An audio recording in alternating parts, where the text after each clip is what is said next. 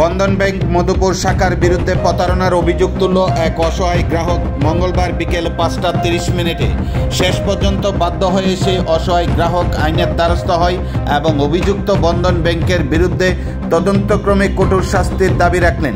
ঘটনার বিবরণে প্রকাশ 2021 সালে এপ্রিল মাসে 16 তারিখ মধুপুর জামচুমনি এলাকার সীমাশীল স্বামীর নাম কনকশীল মধুপুর বন্ধন ব্যাংক থেকে 80,000 টাকা লোন নেয়।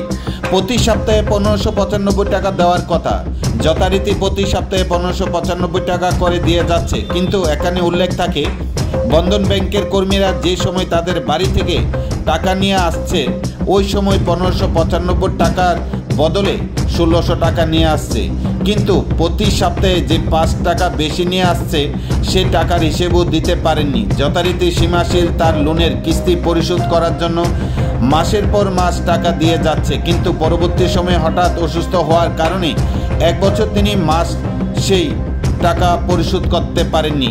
এমন সময় বন্ধন ব্যাংকের কর্মীরা তাদের বাড়িতে গিয়ে অনেক চাপ দিলেও সে টাকা পরিশোধ করতে পারেননি, কারণ তাদের পক্ষে টাকা দেওয়া সম্ভব ছিল না।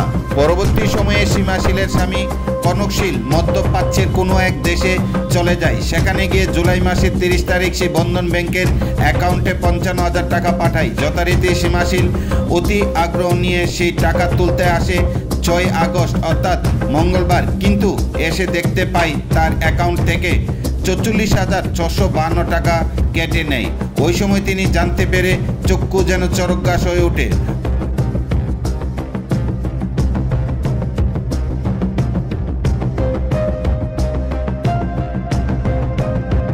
আমার বোনের আছে না, বন্ধন থেকে লোন নেওয়া হয়েছিল 21-এ লোন নেওয়া হয়েছিল 2 বছরের লাগে 80,000 টাকা।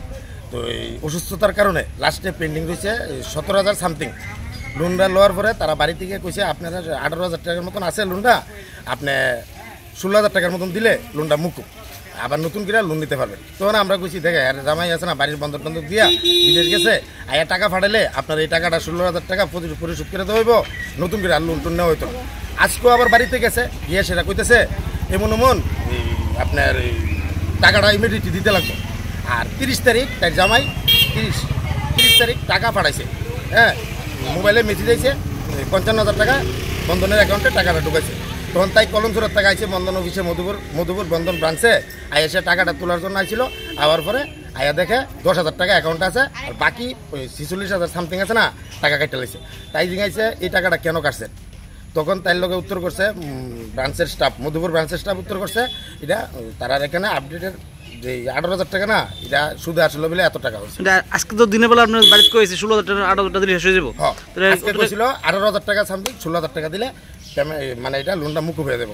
কাটার কারণটা কি? কাটার কারণটা কি? তারা তো এটা মাফিয়ার মতন করতেছে। আপনার কি চান এখন? এখন এটা উপযুক্ত বিচার চাই। অ্যাকাউন্টটা কার নামে? অ্যাকাউন্টটা আমার বোন। নাম কি? সীমাশীল, বাড়ি কলমছড়া। কোন জায়গা ব্রাঞ্চ এটা? এটা মধুপুর ব্রাঞ্চ।